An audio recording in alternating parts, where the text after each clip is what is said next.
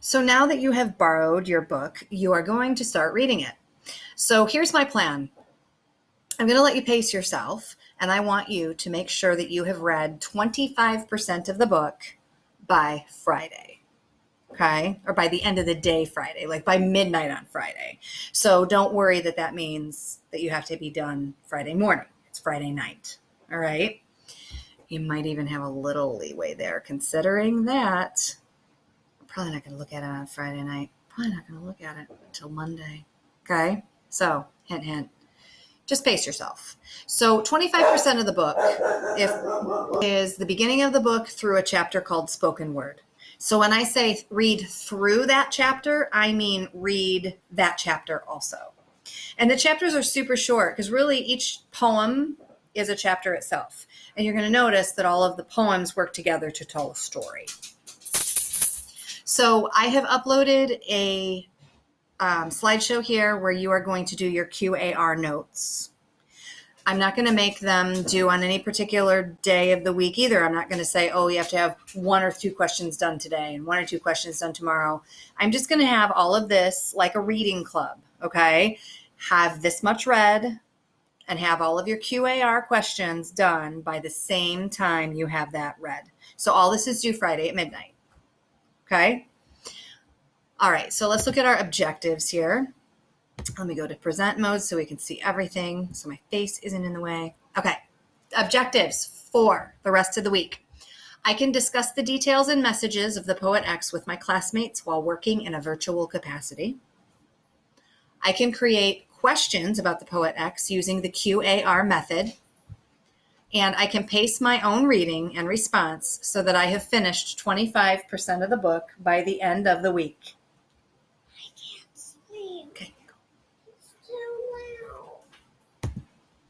So what I have done here is I have once again put the slides with the question-answer relationship, the prompts and the explanations so that you can refer to these if you've forgotten what you're supposed to put in a particular spot, okay? So right there, questions. Remember, those are questions where you find the answer in the text. You could actually point to the answer. So like, what color is the protagonist's hair? That would be a right there question. Okay. Again, think and search are answers gathered from several parts of the text and pulled together to make meaning.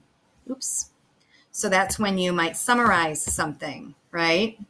You might ask a question like, what do we know about the main character's feelings about school?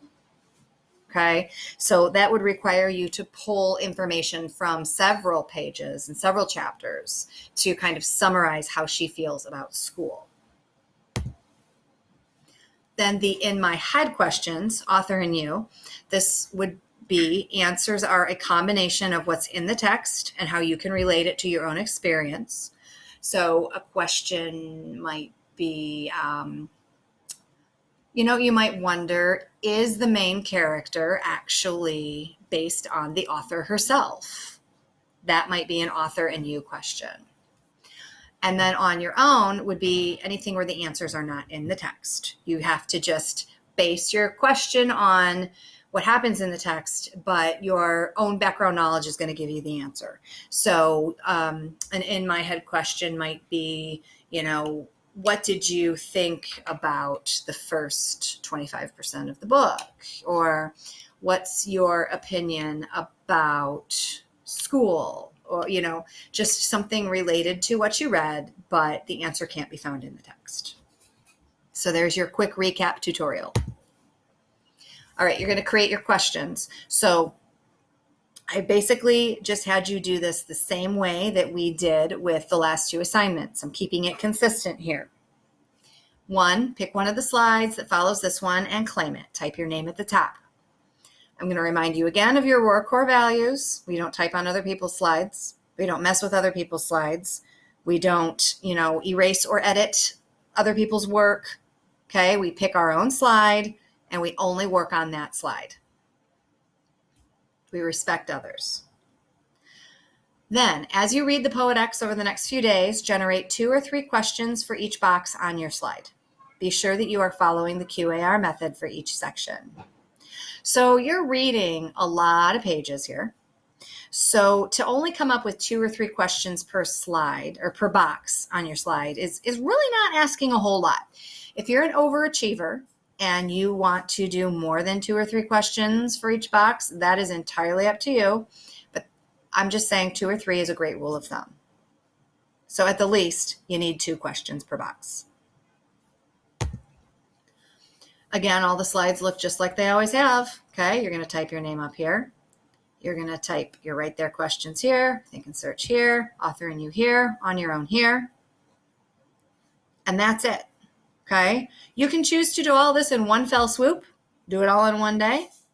You can choose to wait until the last minute, do it all at the last minute. You can choose to do a little bit per day. I'm going to read these pages this day, those pages that day, and these pages on Friday.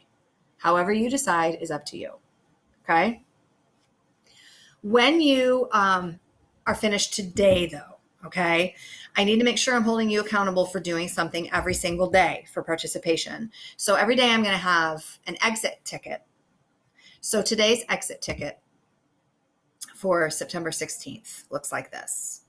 All right. So make sure that every day, even if you're not reading, if you're pushing it off, if you're slacking, or if you have too much math homework today, so you want to put this off and do this tomorrow instead, however you're pacing it, just know that you still have at least one small assignment every day. So there's an exit ticket here for today. Make sure that you do that by midnight tonight. Enjoy your reading.